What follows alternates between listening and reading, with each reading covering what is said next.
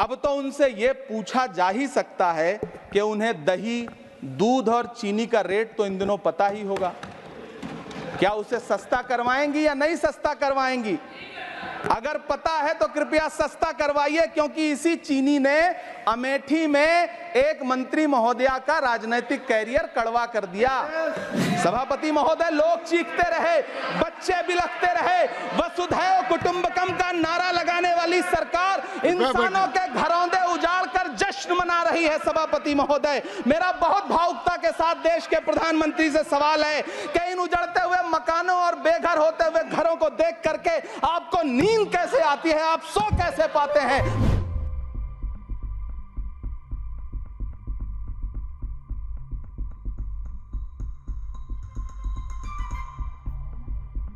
Shri Imran Pratapgarhi.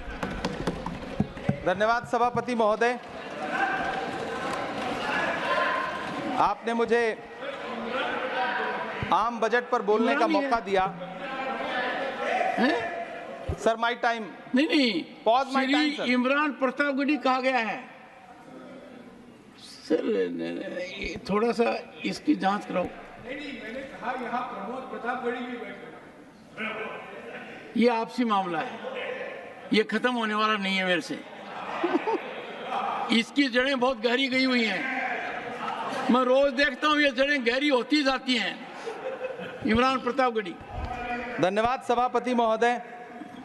83 minute 71 बार थपथपाई गई मेज, 14,417 शब्दों का बजट भाषण, और उस बजट में अपने लिए राहत तलाशती मिडिल क्लास की हैरत ज़दा आंखें।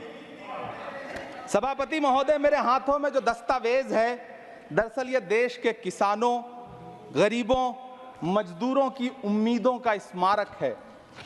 ऐसा लग रहा है जैसे वित्त मंत्री महोदया ने बजट नहीं तैयार किया है, बल्कि प्रधानमंत्री जी की मन की बात का संकलन तैयार किया है। टूटा हुआ लश्कर का भरम देख रहे हैं, टूटा हुआ लश्कर का भरम देख रहे हैं, और जिल्ले इलाही के करम देख रहे हैं। ताकत का नशा अक्ल पे हावी है तुम्हारी, तुम देख न पाओगे जो हम देख रहे हैं। वित्त मंत्री महोदया ने इस बजट में महंगाई पर सिर्फ 10 शब्द बोला है। जिस देश में टमाटर 100 रुपए किलो बिक रहा हो। सभापति महोदय, मेरा टाइम पॉज करें और बार बार इंटरप्ट करने को या तो मना करें। हाँ बोले, कृपया बोले। सभापति महोदय, वित्त मंत्री महोदया ने इस बजट में महंगाई पर सिर्फ 10 शब्द बोले हैं। जिस देश में टमाटर 100 रुपए किलो बिक रहा हो, उस देश की वित्त मंत्री के पास बजट में महंगाई पर बोलने के लिए सिर्फ 10 शब्द है। डीजल, पेट्रोल, आटा, चावल, दाल, सब्जी की महंगाई का तो कोई जिक्र ही नहीं। सावन चल रहा है तो प्याज और लहसुन का दाम पूछना तो शायद पाप होगा। मैंने तो यह भी सुना है कि वित्त मंत्री जी जो चीज खुद नहीं खाती हैं, उसके दाम से उनका कोई लेना देना नहीं होता। लेकिन इस बार बजट पेश करने के लिए पार्लियामेंट आने से पहले वित्त मंत्री जी ने दही और चीनी खाई थी। अब तो उनसे यह पूछा जा ही सकता है कि उन्हें दही, दूध और चीनी का रेट तो इन दिनों पता ही होगा। क्या उसे सस्ता करवाएंगी या नहीं सस्ता करवाएंगी? अगर पता है तो कृपया सस्ता करवाइए, क्योंकि इसी चीनी ने अमेठी में एक मंत्री महोदया का राजनीतिक कैरियर कड़वा कर दिया। सभापति महोदय, अपने शीश महलों में बैठे हुए सरकार के सांसद और मंत्री कह रहे हैं कि महंगाई कम हो रही है। संसद की कैंटीन से बाहर निकल करके एक चाय का कप खरीदिए, तब समझ में आएगा कि महंगाई कम हो रही है या बढ़ रही है। किसी एक दिन अपनी किसी मजदूर की तरह अपनी दिन भर की दिहाड़ी लेकर के बाजार जाइए और अपने बच्चों के लिए राशन खरीदिए, तब पता चलेगा कि महंगाई कम हो रही है या नहीं हो रही है। यहां बैठ करके बड़ी बड़ी बातें करना आसान है। ये चूनर धानी धानी भूल जाते, ये पुरवा की रवानी भूल जाते, जो आकर 4 दिन गांव में रहते तो सारी लंतरानी भूल जाते। सभापति महोदय, इलेक्टोरल बॉन्ड खरीदने के नाम छुपाने वाली सरकार, इलेक्टोरल बॉन्ड खरीदने वालों के नाम छुपाने वाली सरकार इन दिनों आम के ठेला लगाने वालों के नाम जानना चाहती है। मुझे तो होटलों, ढाबों या आम के ठेलों पर नेम प्लेट लगवाने वालों से पूछना है कि कभी खून की बोतल पर देखा है किसी का नाम लिखा हुआ? मुझे पूछना है कि क्या कोरोना के दौरान अपनी उखड़ती हुई सांसों के लिए ऑक्सीजन तलाशने वाले किसी इंसान ने ऑक्सीजन लाने वाले किसी इंसान से पूछा था कि ऑक्सीजन लाने वाला इंसान हिंदू है या मुसलमान है? मुझे पूछना है कि लावारिस लाशों के लिए कोरोना में कांधा देने वाले, चिताओं के लिए लकड़ियां सजाने वाले किसी इंसान से पूछा गया था उसका नाम, उसका मजहब? लेकिन इन दिनों पूछा जा रहा है सभापति महोदय। अफसोस, देश के प्रधानमंत्री जी ने कभी न टूटने वाली चुप्पी ओढ़ ली है। सभापति महोदय, जनता ने 63 सीटें कम क्या कर दी, ये सरकार तो अमृतकाल का नाम लेना ही भूल गई। ये भूल गई है अमृतकाल को, ये भूल गई है मनरेगा को, ये भूल गई है मौलाना आजाद नेशनल फेलोशिप को, ये भूल गई है मणिपुर को, ये भूल गई है महाराष्ट्र को। मुझे गर्व है कि मैं राज्यसभा में महाराष्ट्र का प्रतिनिधित्व करता हूं। महाराष्ट्र जो देश की आर्थिक राजधानी है, जो टोटल कॉर्पोरेट टैक्स का 40%, इनकम टैक्स का 32% और जीएसटी का 20% इस देश को देता है, उस महाराष्ट्र के लिए इस बजट में एक शब्द नहीं है। आप बैठ जाए। सभापति महोदय, आखिर महाराष्ट्र से किस बात का बदला लिया जा रहा है? महाराष्ट्र ने लोकसभा चुनाव में बाबा साहब अम्बेडकर के संविधान को बचाने के लिए वोट क्या कर दिया? प्रधानमंत्री जी तो महाराष्ट्र से बदला लेने पर उतर आए। अब तो शायद उन्हें याद भी ना हो यवतमाल का वो दाभड़ी गांव जहां 20 मार्च 2014 को वो किसानों के साथ चाय पर चर्चा करने गए थे और उनकी किस्मत बदलने के सपने दिखाए थे। उसी यवतमाल में पिछले 6 महीने में 132 किसानों ने आत्महत्या की है। सभापति महोदय, महाराष्ट्र में हर महीने 209 किसान आत्महत्या कर रहे हैं। राज्य सरकार द्वारा सौंपा गया आंकड़ा बताता है कि 1 जनवरी से 31 मई के बीच 1046 किसानों ने आत्महत्या की है। लेकिन अफसोस, इस बजट में महाराष्ट्र के किसानों के लिए कुछ भी नहीं है। किसानों से चिढ़ी हुई सरकार ने बजट में किसानों के एमएसपी की लीगल गारंटी नहीं दी। लेकिन याद रखिएगा, जो किसान का नहीं वो हिंदुस्तान का नहीं।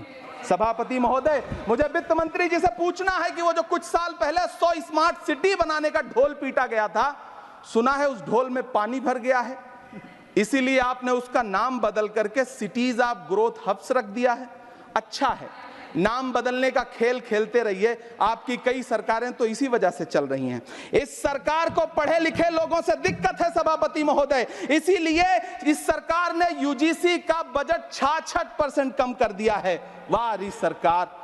सभापति महोदय, मैं वित्त मंत्री जी के संज्ञान में लाना चाहता हूं कि किशनगंज में एएमयू सेंटर के पास 224 एकड़ जमीन है। यूपीए सरकार ने सोनिया गांधी जी की अगुवाई में 136 करोड़ रुपए एएमयू किशनगंज सेंटर के लिए सेक्शन किए थे। लेकिन आपकी सरकार ने पिछले 10 साल में उस 136 करोड़ में से सिर्फ 10 करोड़ रुपया रिलीज किया है। 1.5 करोड़ की आबादी वाला सीमांचल बेहतर शिक्षा के लिए उस सेंटर की बाट जोह रहा है। मेरा आपसे सवाल है कि इस सेंटर का बाकी पैसा आप कब रिलीज करेंगे? मुझे उम्मीद है वित्त मंत्री महोदया जवाब जरूर देंगी। सीमांचल उसी बिहार में आता है जिसकी बैसाखी के सहारे आपकी सरकार चल रही है। वहां के लोगों को एम्स की जरूरत है। महानंदा और कोसी से होने वाली बाढ़ की तबाही को रोकने के लिए बांध बनाइए, सीमांचल के साथ सौतेला व्यवहार बंद करिए। इकोनॉमिक कॉरिडोर बनाने से किसी राज्य का विकास नहीं होगा, विकास होगा स्वास्थ्य और शिक्षा के बुनियादी मुद्दों के लिए बजट देने पर। सभापति महोदय, एक तरफ तो इस बजट में पीएम आवास योजना के तहत 3 करोड़ अतिरिक्त मकान देने की घोषणा है और दूसरी तरफ लखनऊ के अकबर नगर में 1280 वो मकान हैं जिन्हें रिवर फ्रंट बनाने के नाम पे बुलडोजर से जमींदोज कर दिया गया। सभापति महोदय, लोग चीखते रहे, बच्चे बिलखते रहे, वसुधैव कुटुंबकम का नारा लगाने वाली सरकार इंसानों के घरौंदे उजाड़ कर जश्न जश्न मना रही है सभापति महोदय। मेरा बहुत भावुकता के साथ देश के प्रधानमंत्री से सवाल है कि इन उजड़ते हुए मकानों और बेघर होते हुए घरों को देख करके आपको नींद कैसे आती है, आप सो कैसे पाते हैं? मेरा सवाल है इस देश के प्रधानमंत्री से, या तो लोगों के घरों से उजाड़ना बंद करिए या फिर करोड़ों मकान बनाने की झूठी घोषणाएं करना बंद करिए। यह बजट झूठ का पुलिंदा है। यह बजट आपके पिछले साल के बजट का कट कॉपी पेस्ट है। यह बजट हमारे चुनावी घोषणा पत्र की नकल करने की एक बेईमान कोशिश है। लेकिन कहावत है ना कि नकल के लिए भी अकल चाहिए। मेरे हाथ में एक तरफ न्याय पत्र है जो हमारा है और दूसरी तरफ अन्याय पत्र है जो आपका है। इस सरकार को आलोचना सुनने की आदत नहीं है सभापति महोदय। जब आप इनसे सवाल पूछिए तो ये कहते हैं कि आप बताइए 70 साल में आपने क्या किया है। मैं तो इस सदन में कहना चाहता हूं सभापति महोदय कि हमसे 70 साल का हिसाब मांगने वालों, जो सरकार अपना चलाया हुआ 2000 का नोट 7 साल नहीं चला सकी, वो हमसे 70 साल का हिसाब मांगती है। सभापति महोदय, मैं अंत में आपसे यह कहना चाहता हूं, यह बजट बैसाखी पर टिकी हुई सरकार का कुर्सी बचाओ बजट है। इस बजट में राज्यों के साथ, किसानों के साथ, नौजवानों के साथ, महिलाओं के साथ, देश के मिडिल क्लास के साथ अन्याय किया गया है और इस अन्याय का खामियाजा आपको महाराष्ट्र, हरियाणा और झारखंड के चुनाव में भुगतना पड़ेगा। सभापति महोदय, इस सरकार ने नोटबंदी लगाकर देश की आम जनता की पूंजी छीन ली। बैठे नहीं बोले, कृपया। टैक्स लगा करके छोटे व्यापारियों के कारोबार छीन लिए, पेपर लीक करवा करके युवाओं की आंखों से नौकरी के सपने छीन लिए, अग्निवीर लाकर देश के जवानों की उम्मीदें छीन ली, बुलडोजर लगाकर लोगों के आशियाने छीन लिए, महंगाई लाकर देश की जनता की थाली से निवाले छीन लिए और नारा लगाया कि हम तो सेवक हैं, 18-18 घंटे काम करते हैं। इन्हीं लोगों के लिए किसी ने शेर कहा है कि जो सच और झूठ में दूरी है वो दूरी समझते हैं। सियासी हाकिमों की हम भी मजबूरी समझते हैं, वो अपना हक समझते हैं निवाला छीन लेने को।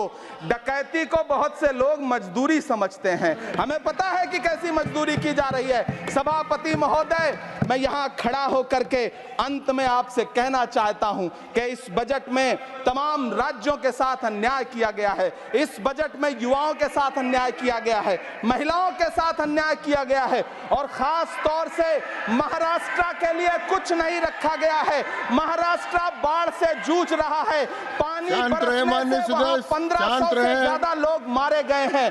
उस शहर को, उस राज्य को 4000 करोड़ के पैकेज की जरूरत है ताकि जो फसलें बर्बाद हुई हैं लोगों को राहत दी जा सकी। लेकिन अफसोस, इस बजट में महाराष्ट्र के लिए ऐसा कुछ भी नहीं है। मैं आखिर में यह कहना चाहता हूं कि पिछले 7 दिन से इस बजट का बड़ा ढिंढोरा पीटा जा रहा है, इसे महान बताया जा रहा है। लेकिन कौन महान बता रहा है? सत्ता पक्ष के लोग, उन्हें तो बताना ही है। क्योंकि मैं अवध क्षेत्र से आता हूं, प्रतापगढ़ से, नीरज भाई भी अवध और पूर्वांचल से आते हैं। वहां एक कहावत है कि बिटिया की तारीफ किसने की? बिटिया की महतारी ने, यानी कि बेटी की प्रशंसा किसने की? मां ने। तो इस बजट की तारीफ सत्ता पक्ष करे तो करेगा ही, लेकिन विपक्ष के एक भी सांसद से आप पूछिए कि क्या उसके राज्य को कुछ मिला है, तो वो ये कहेगा कि नहीं, कुछ भी नहीं मिला है। बहुत बहुत धन्यवाद सभापति महोदय, मुझे आम बजट पर अपनी राय रखने के लिए। धन्यवाद।